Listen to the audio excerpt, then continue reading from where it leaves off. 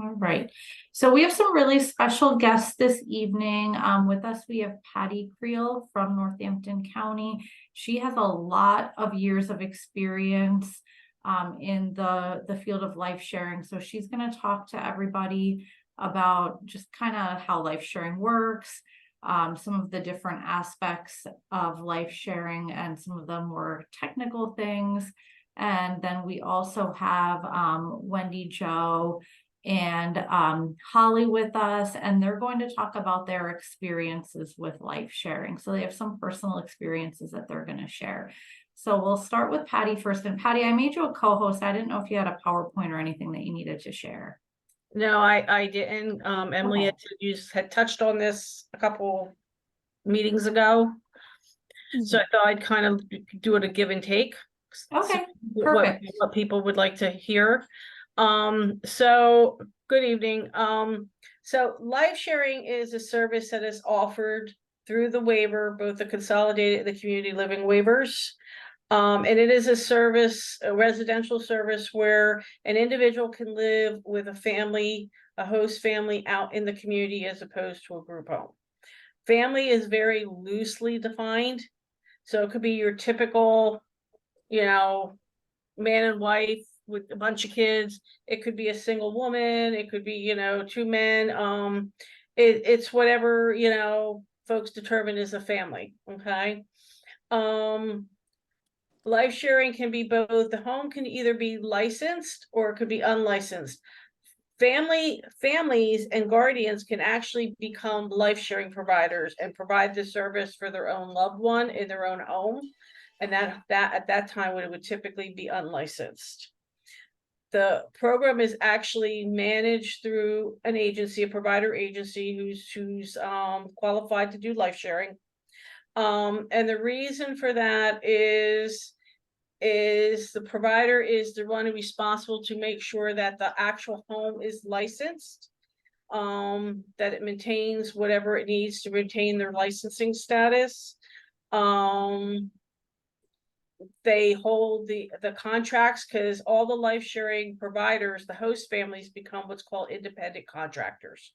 So the agency will have a contract specifically with that life sharing provider that lays out their expectations, the rules, the regulations, and how much they're going to get paid a day. And that includes even with the unlicensed home or the families, there would be a contract with the family too. Okay, I was just looking at the chat. I was trying to think of what else. I know that folks will say that there's like a specific skill level that you need for life sharing. And typically you'll see folks with that higher skill levels.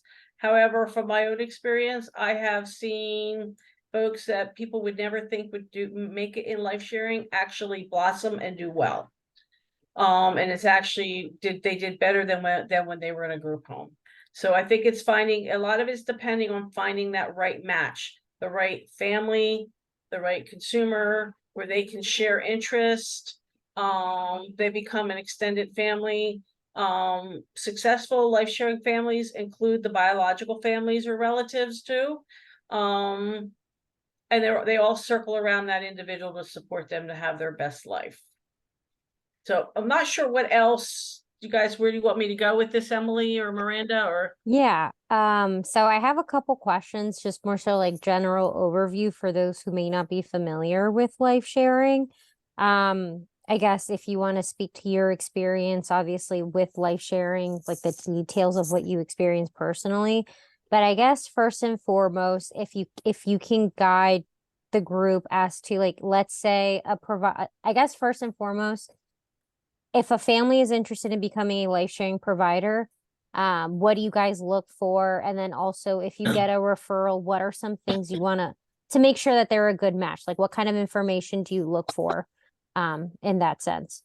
So if I was still doing life sharing, if a family or a participant would reach out to say, hey, I want to become a life sharing host family, Typically I know that when my agency, and I know a lot of the other ones, everybody does it a little bit different, but there's a lot of similarities.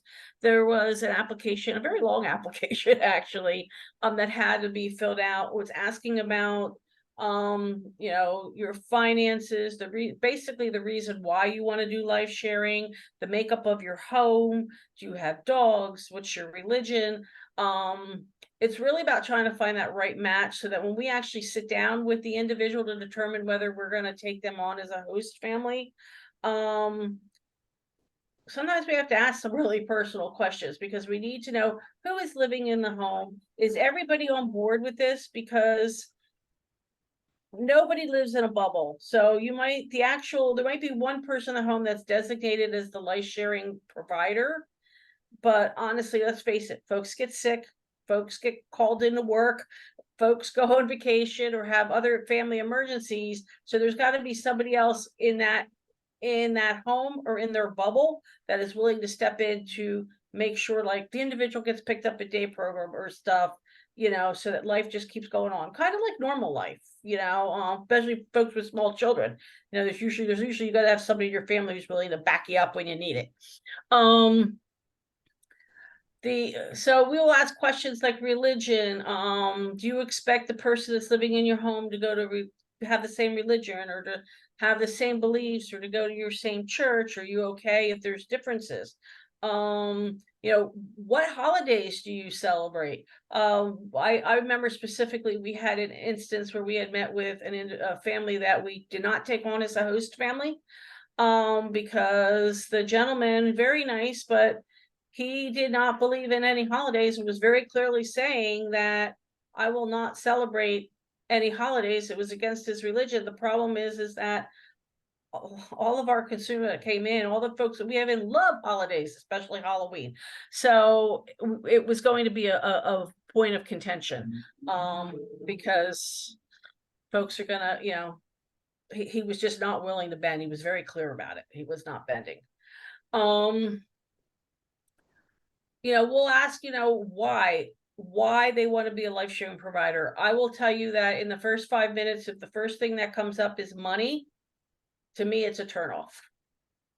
Well, I know, yes, it costs money to bring somebody to live in your home and stuff, but if that's your main reason and you think that this is going to become your main source of income, or you're going to get rich off of it, that's not what I was looking for somebody being in a life sharing host family. Because you're really giving your 100%, your all. You're taking somebody into your family, you're extending your family, and that needs to be the main focus, is having this new family member actually. What did I forget, Emily? No, that's good. Because I figured it'd be good to provide perspective on how someone can become like a host family, like what that looks like. It's not as if we would just be bringing an individual into a random person's home. Like obviously there's a lot more to that. I guess also too, since you work with like with provider qualifications and things like that, can you specifically share what the agency or the provider agency's involvement is? Because I know in our most recent presentation about all the residential services, some of the questions were, what is, like, I guess the purpose of the agency? So you have individual life sharing host. Why does there have to be a provider overseeing that? And if you can explain that role a little bit more. Sure. So the purpose of having the agency oversee it is, first of all, they're providing a life sharing specialist or a program specialist, whatever they choose to call it. And they are also monitoring that home. So they're going to the home, just like the SC will come to the home, they go to the home too, and they monitor to make health and safety, make sure everybody is happy, make sure the home is continuously meeting licensing requirements. Providing training. Life sharing host families have to get at least 24 hours of training. A lot of our host families had more. So there's a lot of training involved. They're that point between, licensing in the house, like, hey, this is what you need to do. We help you, walk you through that process. Payment actually goes through the provider agency. So for the life sharing provider host family to be paid, it actually has to, it has to run through the agency. And partly is because the agency has to make sure again that the house is in compliance, that there's notes, host families have to do service notes. You know, they have to work on outcomes. Is there proof that that is documentation that that has happened? Is medical appointment, they make sure the medical appointments are kept up to date. They track all that. There are reminders sometimes to the family, hey, don't forget, you got to get that dental appointment scheduled, whatever. Awesome. I guess for confirmation for some people, does the life sharing agency provide any type of training or training recommendations for the life sharing host? Things like Oh, that. So like yeah. med administration and whatnot. Yeah, so there is a medication course run by DPW for life sharing providers. We're the host family of the agency would be responsible to ensure that they receive that training. They're in charge of making sure they receive all their training. It could be that we say you need CPR and you have to get it yourself. I know that where I used to work, we made sure that that was all provided. Okay, we do have a couple questions here in the chat. So one of them is, why would someone be interested in being a host family? What are what are common reasons given? So maybe I was just very lucky. We got a lot of our providers originally through churches and word of mouth. And there are folks out there they just really want to give back.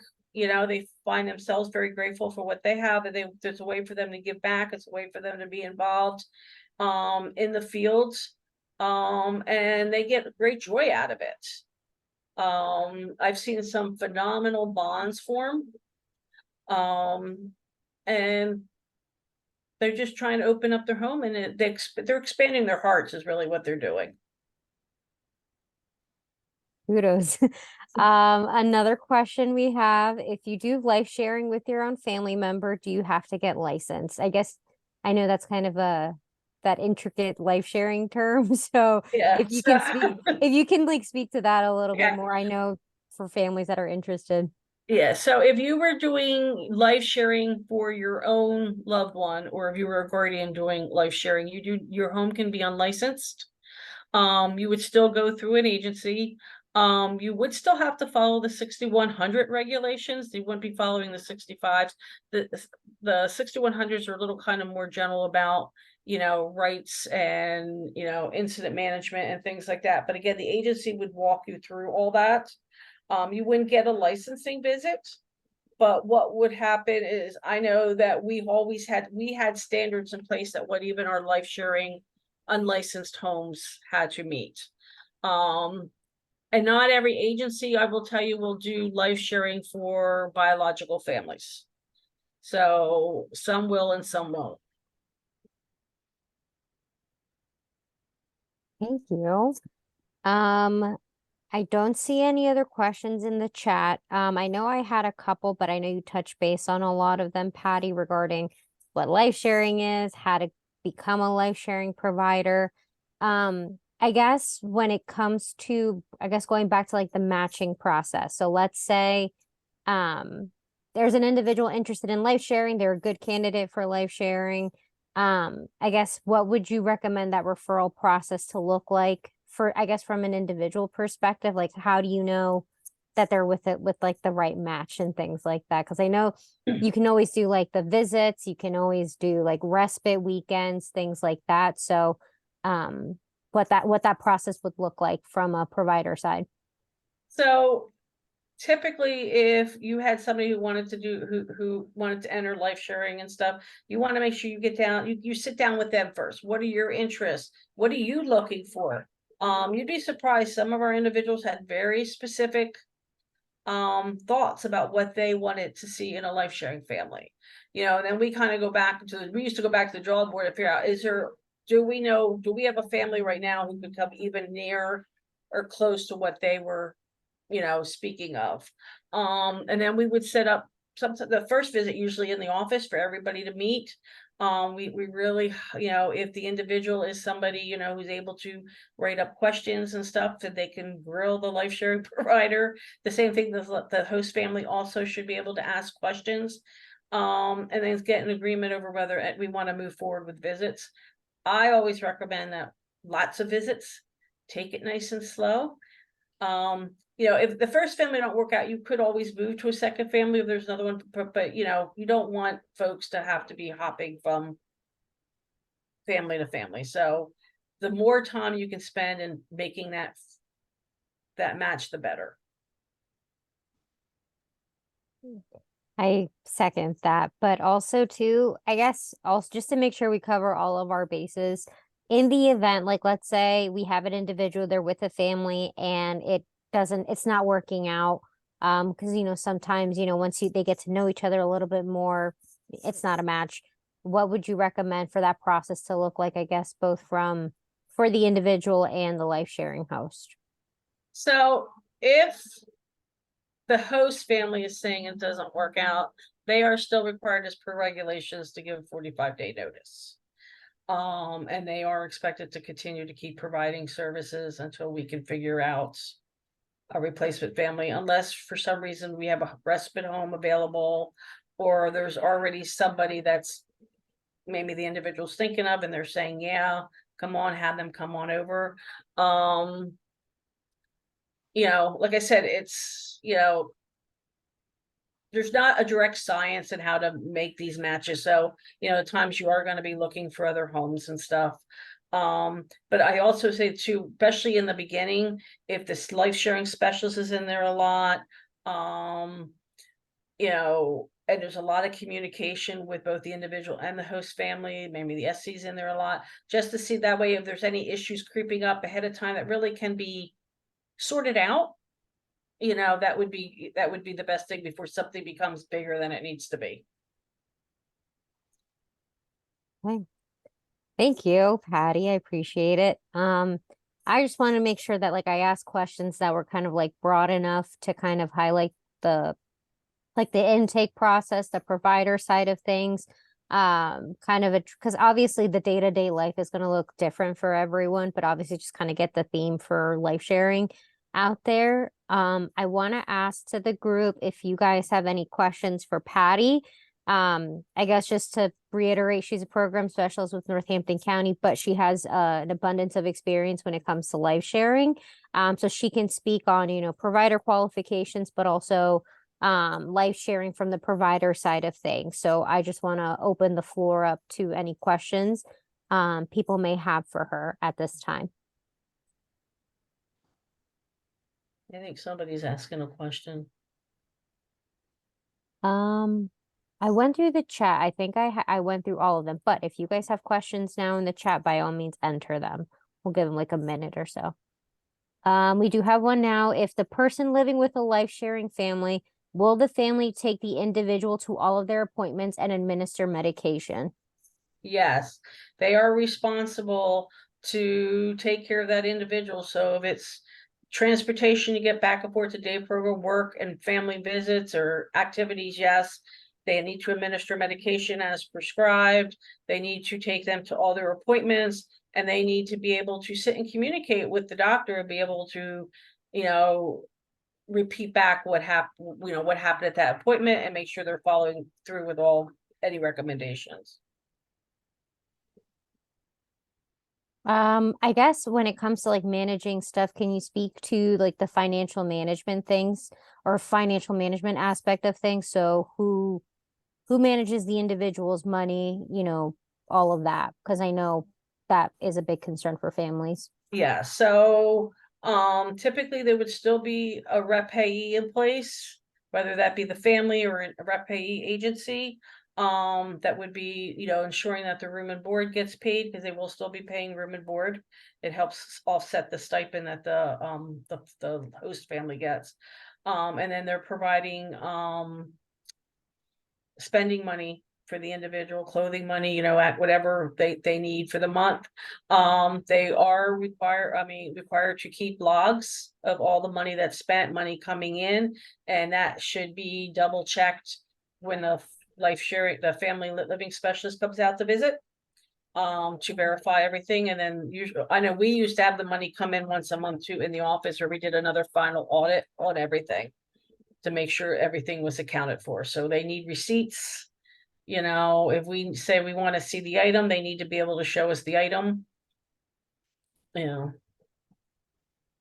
No, that's good because I know obviously the financial planning can become, I guess, scary when, if you like either the rep pay is given to like a third party, or who's kind of like where the money's going for the individual. I let's see. When it comes to what was I gonna say? I guess life sharing specialist, how often or what is the frequency that they would be visiting a house? I guess just both for the individual and the host, because also we also have the supports coordinator coming in, so that's going to be a lot of people kind of coming and going. What I guess how frequent did you think those visits were, or what the individual can expect? Okay, so it was different for individual and families depending on what was going on. You know, some individuals are more complex, you know, some families need a little bit more support. So it could be, you know, maybe it could be at least every month, but sometimes I had specialists out there every week. And sometimes more frequently depending on what's going on. So if you have somebody with maybe complex medical issues or some behavioral issues, or the host family is new or needs a little bit more support, they're supposed to be there to support them. Okay. Let me. I'm trying to think, Miranda. Have I missed anything? I try to touch on all the basics of what they would be responsible for. But like I said, I don't want to get into too many details because obviously everybody's life looks different. Any questions for Patty, please enter them in the chat. But Miranda, any other thoughts? I think Mimi has a question, so I'll let her go first. Yeah, my typing's not that great right now. So I thought, just in one scenario is, let's say that somebody has a family member who's working during the day, and the person living with them would be at a day program and then come home, and then they would get, they would have, their family member that would take them in would be an overnight and essentially fulfill the role of a family and overnight staff. I just was wondering if that's a scenario that, is done. So I want to make sure I understand your question. So you're saying the biological family, they're living with the biological family? Well, either that or like a relative. Okay. Yeah. So they would still be able to attend their day program or work, and then come home just like they would anywhere else, and, pick up their day, in their evenings and sleep over. That's typical. I mean, just Oh, like we all that's what go I was to wondering. work. Yeah, we all go to work. Right. Yeah. And the reason I mentioned that is because I guess the stipend that they would get, the family would get, would be based on how much care it is. I'm not sure how that works, So every agency figures out their stipend a little bit differently. I'm not sure what the agency I used to be and how they're currently figuring it out, but we just had a day rate. So it didn't depend on whether they went out to day program or they were home all the time.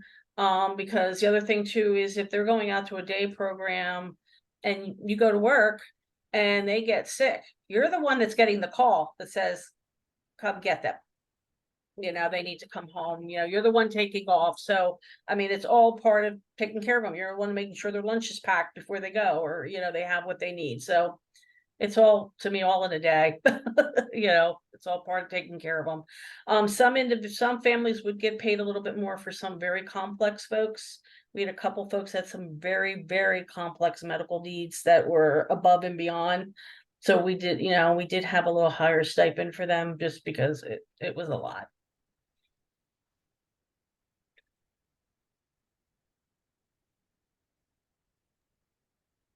Any other questions for Patty? Patty, I'm sorry if you mentioned this already, maybe I missed it, but could you talk about the background checks that are required for life sharing families? Sure. So when we're looking at a host family, first of all, like I said, we have that application, but we used to also do our own reference checks. And then also they are required, everybody in the home, except for children, would have to have a background check. So, and if anybody lived out of state in the last 2 years, they'd have to also have an FBI check. And anytime, like, families change. So somebody moves in, maybe they have, I don't know, Aunt Matilda gets older, and is moving in with the family too now and stuff. She's gonna have to have a check before she moves in.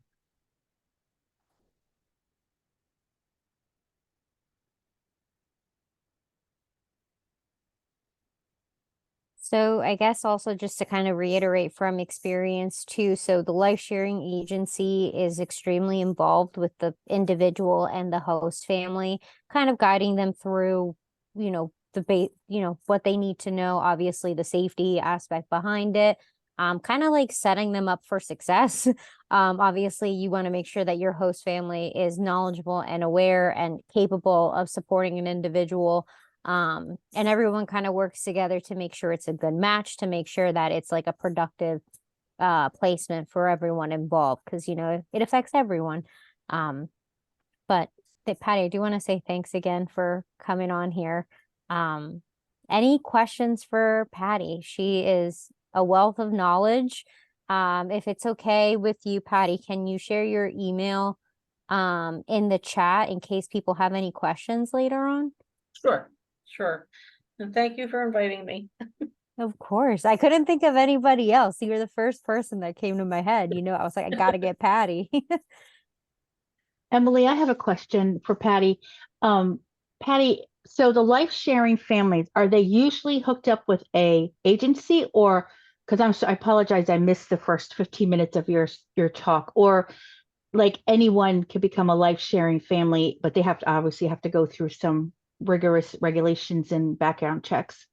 So any life sharing host family, or if there's a biological family being the host family, would have to be connected to an agency that's providing life sharing. Okay. All right. That makes sense. Thank you.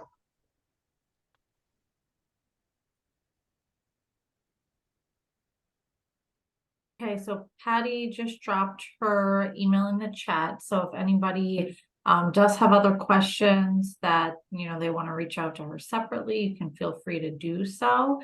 We're really, really excited to bring up Wendy, Joe, and Holly so that they can talk about their experiences with life sharing. So I will let you guys introduce yourselves, but thanks so much for joining us. Do you want to talk first, Holly? Yes. Hi, I'm Holly, and this is I never did this before. This is new for me. Who do you have sitting next to you, Holly? I have Jillian sitting. This is my sister Jillian, and she's new at this too. And who's right there? And who's right next to you? Wendy Joe, she's my provider.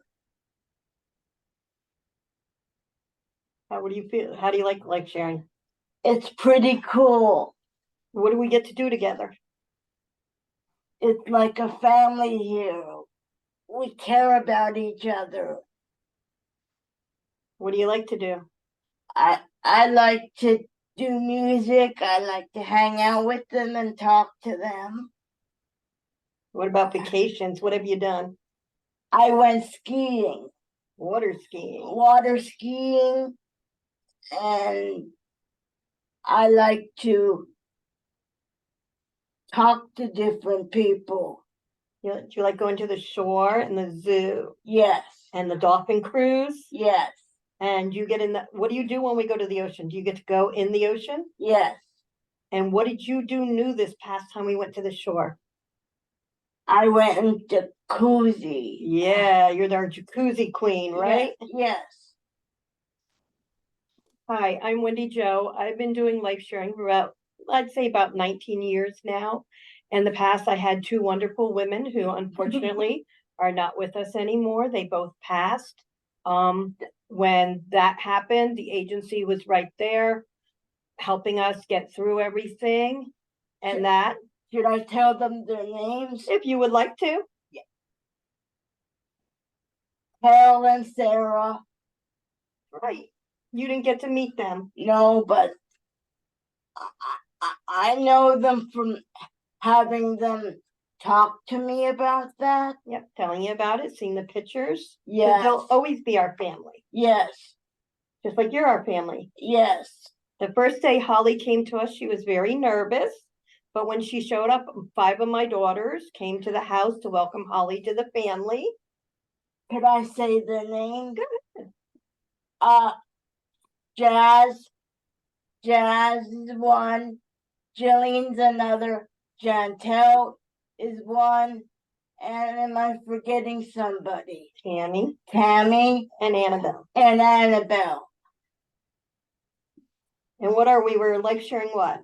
Family. Right. We're not just friends, we're a life sharing family, and we care about each other, and we're always going to be there for one another. That's right. We have done many things over the years. We love to go to the shore. We love to travel.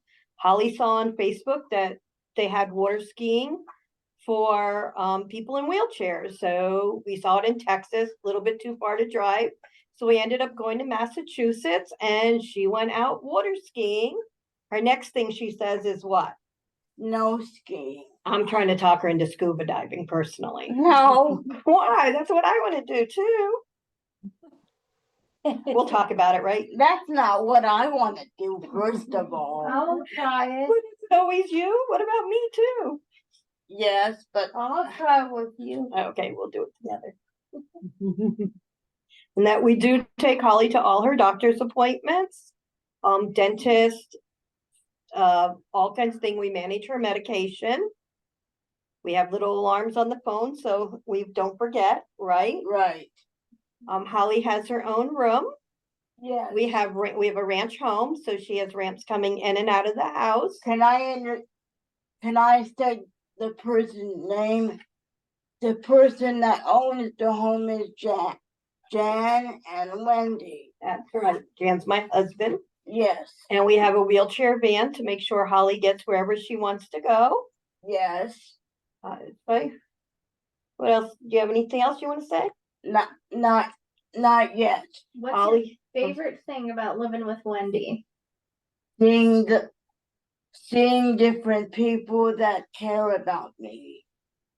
we have 15 grandchildren, and they love putting, what do you put on? You put on Echo or Alexa, and they dance when they come over. She likes to dance with them. Yes. Ziggy. Or Ziggy, yep. One of them's Ziggy because we have 3 of them. We have one on the way. Tammy Jean is my sister, and she's having a baby. And you like to watch the babies. You like to watch them in the Mamaroo, right? Yes. And that Holly has been a big part of the family in the last 3.5 years. Uh-huh. She keeps us on the toe. She reminds me of everything I forget. Right? Yes. Is there anything else? You have your own room, we said. You Yes. help me do the laundry and clean your room Yes. and keep up on it. And sometimes I like to bake with the people. Oh yeah, we love to bake. And should I mention I'm getting a new wheelchair to them? Yes, we made your appointment and you're getting a new motorized wheelchair. So then you can zoom around. Uh-huh. Do they have any questions for me that I don't know about them? I don't know. Maybe is it Miranda? Emily would tell us. Does anybody have any questions? Holly would like to know. So not yet, but I'm sure they're going to come because you're awesome. So if any questions for Holly directly, please leave them here. I actually have a question for you, Holly. This is Miranda. Holly, have you been with any other life sharing families before you were with Wendy Jo, or is this your first experience? No, this is my first experience living with them. I had a family before, but I was abused by that family. Oh, I'm very sorry to hear that, Holly. I'm so glad that you have Wendy Jo. But what's the main thing? Who got themselves out of it? You did, and that's something to be very proud of. You got yourself safe by letting people know. Thank you. You're a really strong lady. You should be proud of yourself. I am proud of myself, and look at I got Crocs on. Holly never had shoes that fit her right before she came, and now how many Crocs do you have in your collection? 35. How about 20? 25. 20. We'll get up there soon. We'll be up to 25 and 35 soon. Don't worry. Oh, great. Does any other people have any other questions for me that I could probably answer, or maybe Christine could answer, or any of you guys could answer for them that I can't understand? Holly, I have a question for you. Yes. So my name's Emily. I know Wendy mentioned you were a little bit nervous when you first came into her house. How did you work through that? How did your nervousness go away that you're like, I'm in a good space? Well, I have a sister that supported me through all that, and her name was Jasmine. Oh, no, she's married now, but we don't want to give last names. Okay. Okay, her name is Jasmine, and she supported me through all that. That's awesome. That's honestly great. I'm sure it was a big change for you, but it worked out, didn't it? The Yes. agency was also in more frequently in the beginning to make sure we had everything we needed for Holly, and Holly was secure and safe and comfortable with everything, because it was a big change for her. So the agency was there also to help you, right? Yes, and I also have a friend, Mr. Q, that supported me through all that. He was there through it all because he helped me through all my medical conditions and all that. He was checking to make sure you were good. He was checking to make sure I was good and I was healthy. And I still have the home visiting nurse, Keith. And what was your goal when you came into our house? 3 things. Happy, healthy, safe, and Whoop. strong. I messed up. That's 4. Do you think you've done all 4? Yes. That's a nice chant. I like it. Yes. We have a few comments in the chat. And I guess this might be a bit of a group effort for everyone to kind of chime in. So the first comment we have is, what happens if the person realizes that if he says no to everything and he does not want to do, he won't have to do it, like clean his room, go to work, go to outside sports, entertainment, etc. Will the agency help with that if the person refuses to do what his goals are? So I guess to summarize the question, and please correct me if I'm wrong, you're kind of asking, how do we address someone who may not want to work on their goals? Either Wendy, your experience there, Patty from a provider side of things, Holly too. If you don't want to work on something, what do you do?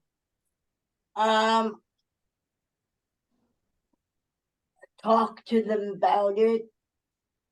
That's a good idea. I like If she it. doesn't want to clean her room, say help clean her room today.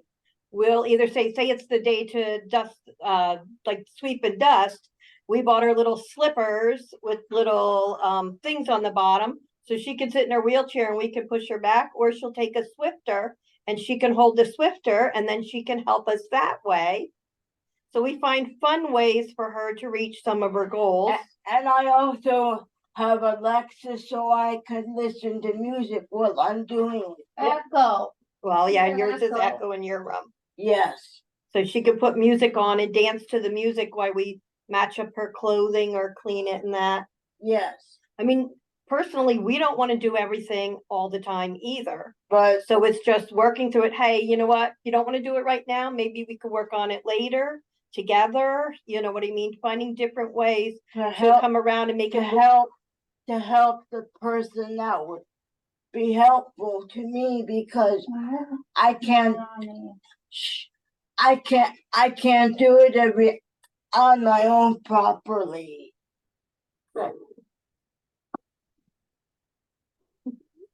I guess Patty, from a provider side as well. So let's say you have an individual, you're reading the progress notes from a visit, and a person doesn't want to work on their goals. How would you recommend any type of intervention at that time?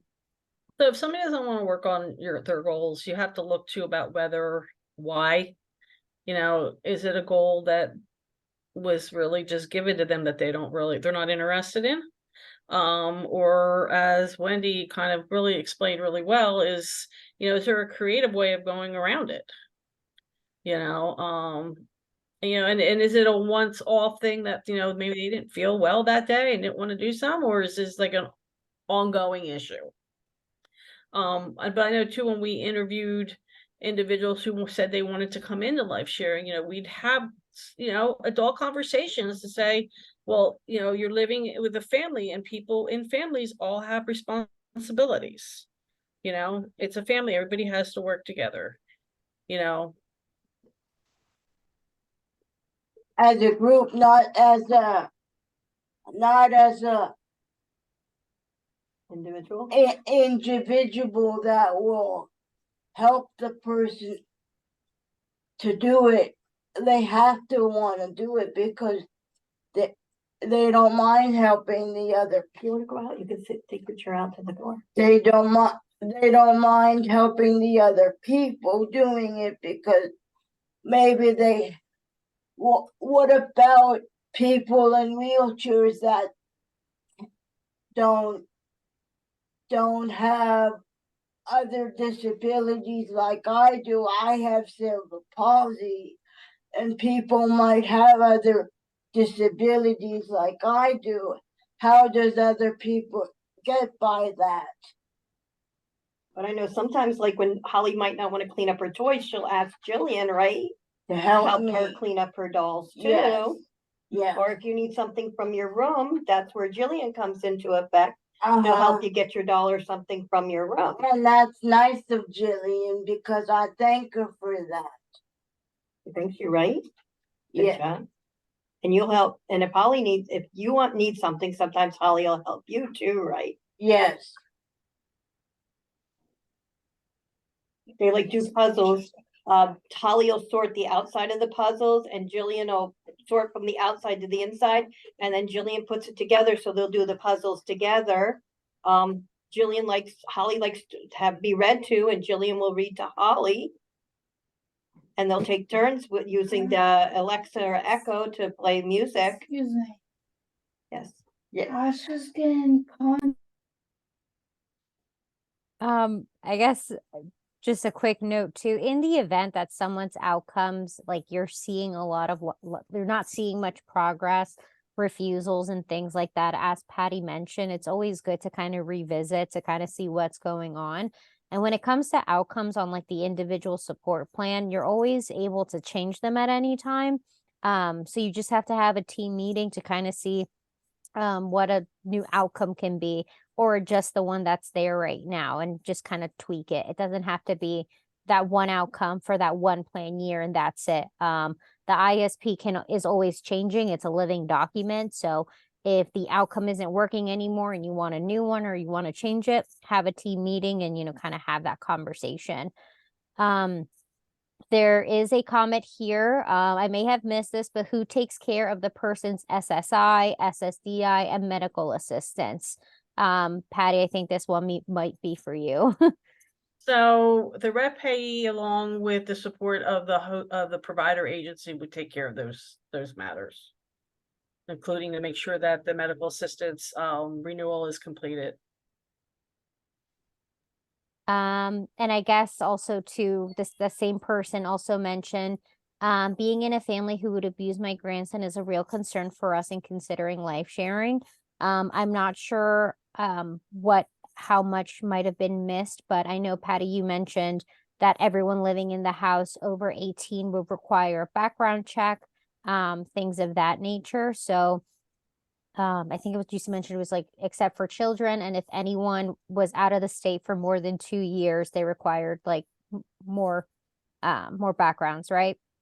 Yes, and I understand that that's a real concern. I think it's a real concern at any kind of residential placement.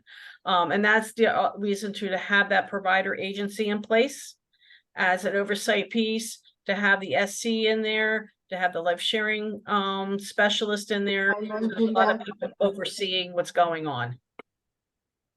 We just want to make sure you understand the abuse that happened to Holly did not happen in a life sharing home. It happened in the natural parents home. So that did not, I don't know that we thought if that was what someone was thinking. Thanks for clarifying that, guys. And Susan Kluge just put in the comments for you, Holly. Good job advocating for yourself. I do want to just make a point too, that every year prior to the annual ISP review, the supports coordinators do review with individuals their right to report abuse, and they talk about who are safe people to report abuse to. Also, the supports coordinator will do the regular monitorings with the individual in the life sharing home, as well as the program specialist from the life sharing agency does routine visits in the life sharing home too. So there's a lot of eyes in there, you know, just to kind of catch any kind of early warning signs in case there is something going on. We have had, and I can't speak statewide, but I know in Lehigh County, we have had really, really minimal instances of abuse being confirmed in life sharing settings.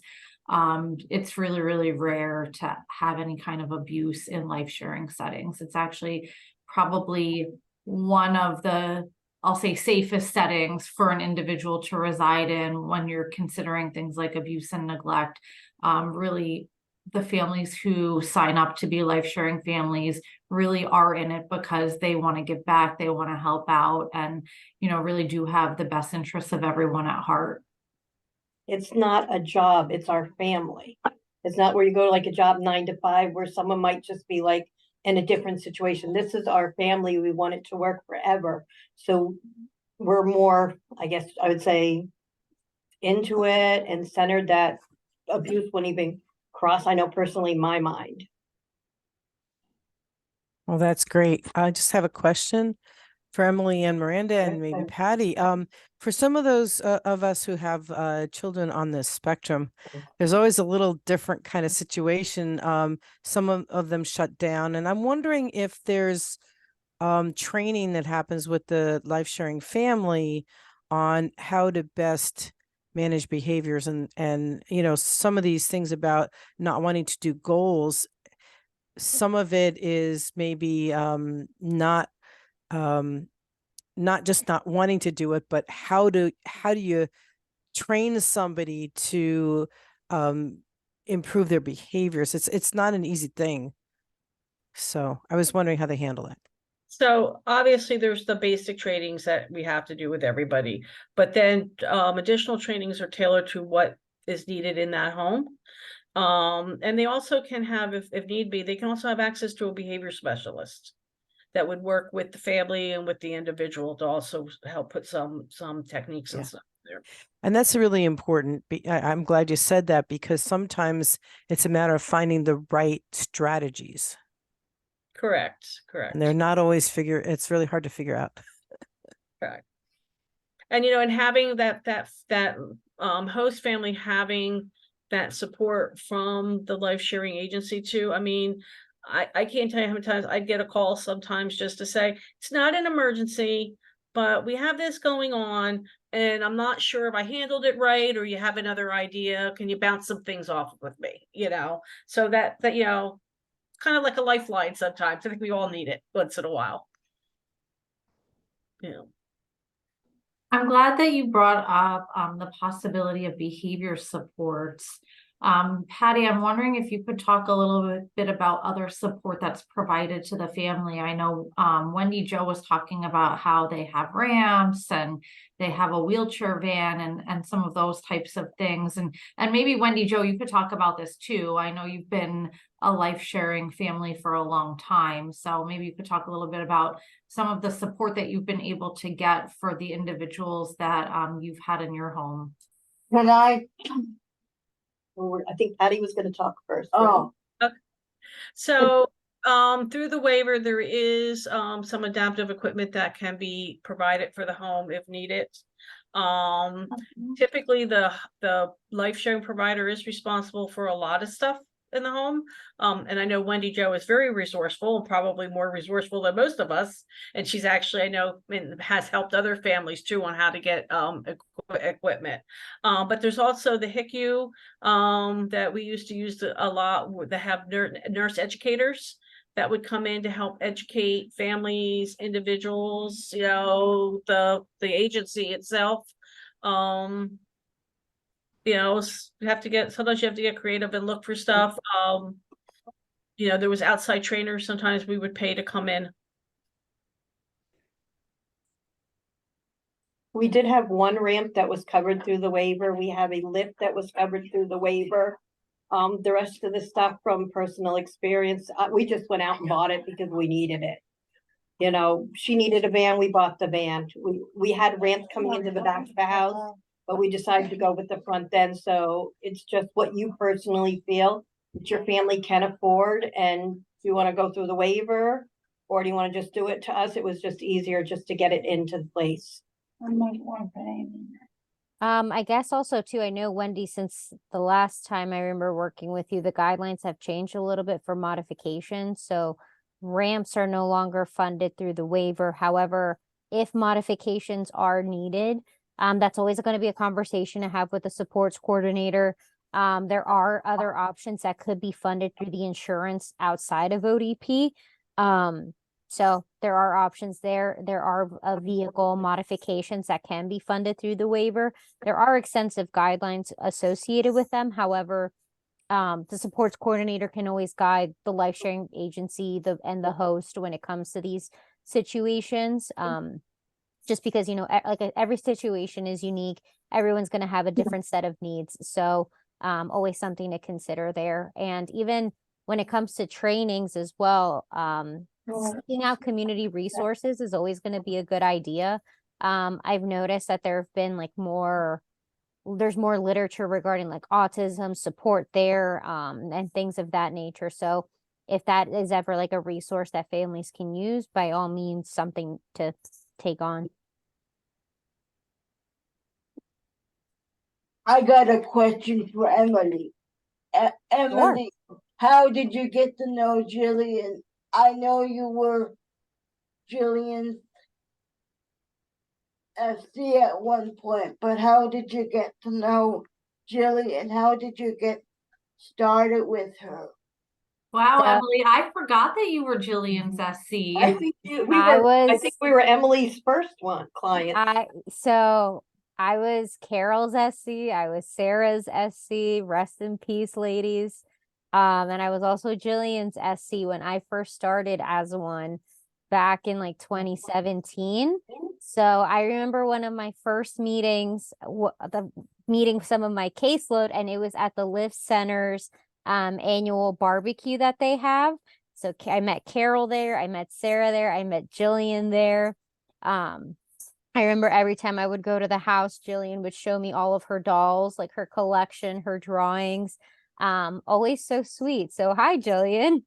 I did hear her in the room a little bit ago. So we're turning it around. There we go, Jillian. Can you see? Hi.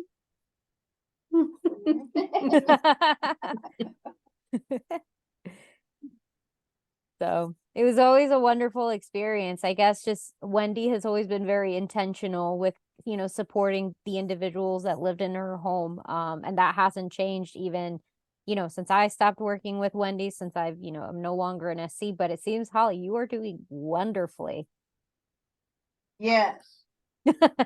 I really like this job. I should be a program specialist. Hey, but you want to do the paperwork? I should.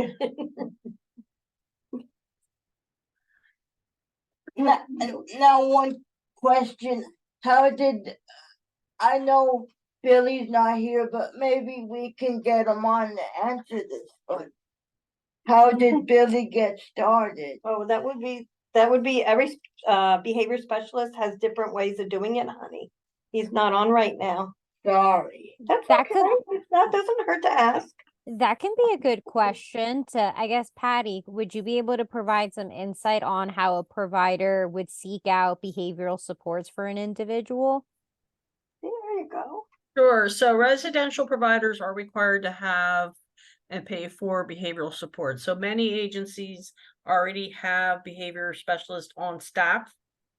But there's also agencies, like the one that Holly's referring to, that actually that's the only service they provide is they provide behavioral supports to agencies and individuals. And I know that Holly's agency reaches out and has a contract with them to provide behavior supports.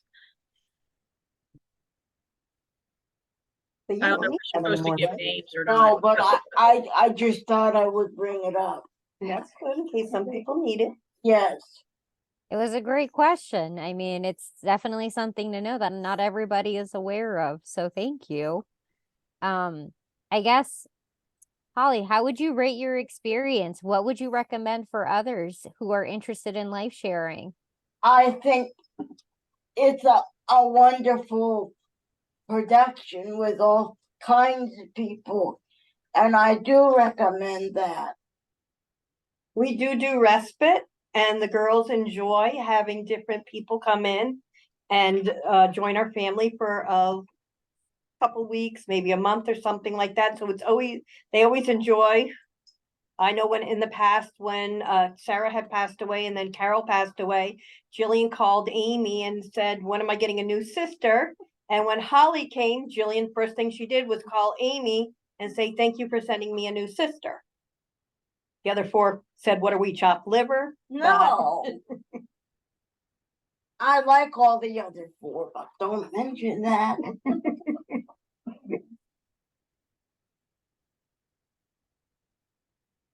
I think you are a prime example of a success story, Holly. Yes, I should be. Yeah, which is awesome because I feel like not a lot of people know about life sharing. So you brought some quality input for everyone. Yes. Are you guys going to the life sharing conference? No, because they're not having it at Kalahari. We tried going there, but we decided no. There's nothing for my husband to do during the time we're in training in arts and craft. They have 2 heated pools in Lancaster. Stop it. He likes to slide in And I that. said no. And she said no, she said. Maybe next time around we'll go back to Kalahari. We're hoping, we're praying. We're hoping and we're praying. Don't say that, because I hate dogs and cats from there. You didn't like the, yeah. But I think you liked the bathroom most of all there. They had a nice big wheel-in shower, all tiled, the hopper and everything was perfect. Make me blush. Maybe I should mention that. Well, I like the bathroom and the cool shower stall. You even invited Amy up to tell her that's what we want at our house. Yes. Okay. I mean, any other questions, comments, concerns for Wendy, for Patty, for Holly? I know we kept this one very casual this evening, which I think was really awesome because Holly has jokes and I like it. Yes. Thank you for inviting me. Thank you for coming. We Thank you appreciate so much it. for participating. Making you something. Jillian's coloring you a picture, Emily. I would love to see it. I mean, she always had an abundance of those, so We have the address. We'll mail it to her, okay? Or you can send it with Heather to her. Yes. Okay. After like I said- Amy's, I'm calling you one then. Again, I don't want to hold you guys up any longer than needed. I think you guys are at the RHD office, aren't you? Yes. Okay, so obviously you guys have to get back home and everything like that. Any last minute questions for anyone from the group? Holly, I have a question for you. Since you love Crocs, have you been to the Pocono outlets? They have a store, nothing but Crocs. You need to go. I should try that. You should Definitely go have to get there. that. And do you like the charms? Because my granddaughter obsesses with those little charms you put on the Crocs. Do you do that? Yes. We have Okay. them, but she hasn't left me put them on yet. Okay, just let you know. They have one of Okay. those stores at the Philadelphia Premium Outlets also, and Okay. that is much more mobility friendly, I would say. Oh, good. Okay, that's She good to even got know. the Croc boots. Oh, wow. Going to that New Jersey one with. Yep, that's one of the things on the list. Good. They want to go to the American Girl doll one in Philly. Oh, nice. That's one I definitely want to go to. Yep. That's awesome.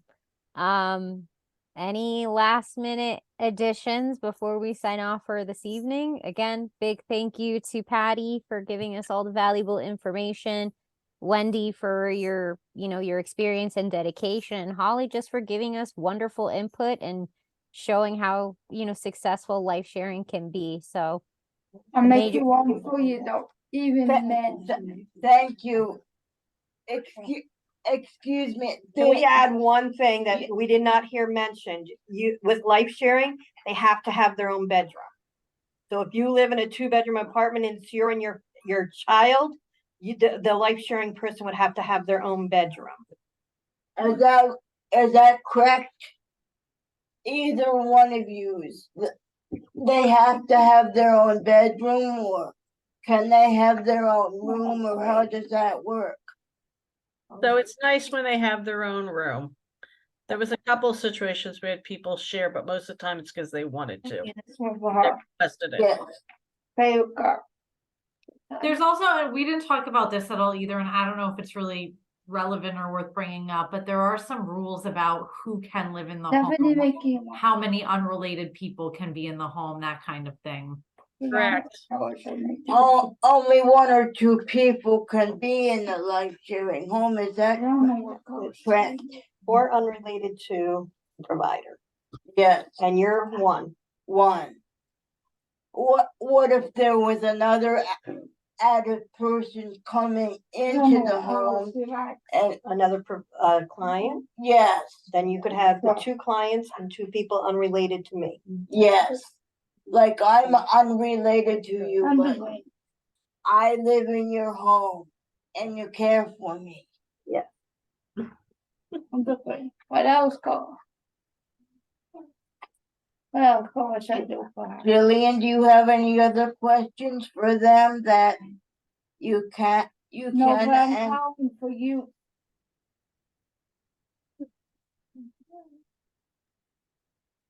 Okay.